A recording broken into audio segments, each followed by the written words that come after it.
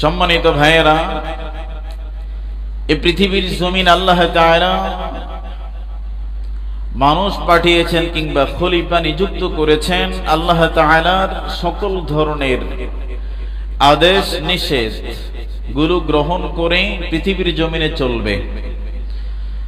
আল্লাহ তাআলা যখন পৃথিবীর জমিনে খলিফা নিযুক্ত করতে চেয়েছিলেন, তখন আল্লাহ তাআলার মনোনীত ফেরেশতারা বলেছে, রব্বে কারীম, আপনি পৃথিবীর জমিনে মানুষ পাঠানোর প্রয়োজন নাই, কেননা তারা পৃথিবীর জমিনে মারামারি করবে, হানাহানি করবে, কাটাকাটি করবে। আপনার ইবাদত বন্দেগী করবার জন্য আমরাই যথেষ্ট। তখন আল্লাহ তাআলা জানিয়ে দিয়েছেন, আমি যা জানি তোমরা তাহা জানো না। আল্লাহ তাআলা পৃথিবীর জমিনে মানুষকে পাঠিয়েছেন। এর মধ্যে মানুষদেরকে আল্লাহ তাআলা মানবতার কল্যাণের জন্য পৃথিবীর জমিনে মানুষদেরকে আল্লাহ তাআলা আত্মপ্রকাশ ঘটিয়েছেন। জোরে বলেন সুবহানাল্লাহ।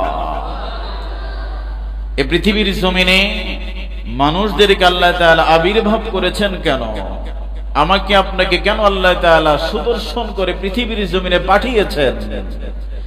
আল্লাহ তাআলা আমাদেরকে বিশ্ব মানবতার কল্যাণের জন্য এই পৃথিবীর জমিনে আমাদেরকে আবির্ভাব করেছেন। জোরে বলেন সুবহানাল্লাহ। আল্লাহ তাআলা জানিয়ে দিয়েছেন, লাকাদ খালাকনাল ইনসানা ফি আহসানি তাকওয়িম। এত সৌন্দর্য মণ্ডিত চেহারার বর্ণনা আল্লাহ তাআলা সূরা ৩ এর মধ্যে জানিয়ে দিয়েছেন। কিছু মানুষ দেখবেন তার চেহারা দেখতে কুৎসিত, দেখতে কালো, কিন্তু তার চেহারার মধ্যে মায়া লাবণ্যতায় ভরা, ঠিক না? সেজন্য পৃথিবীর জমিন আল্লাহ তাআলা মানুষকে পাঠিয়েছেন মানব জাতির কল্যাণের জন্য, বিশ্ব মানবতার কল্যাণের জন্য। আল্লাহ তাআলা মানব জাতিকে পৃথিবীর জমিনে পাঠিয়েছেন তথা আমাদেরকে পাঠিয়েছেন অথবা আত্মপ্রকাশ ঘটিয়েছেন। বুঝে থাকলে বলেন সুবহানাল্লাহ।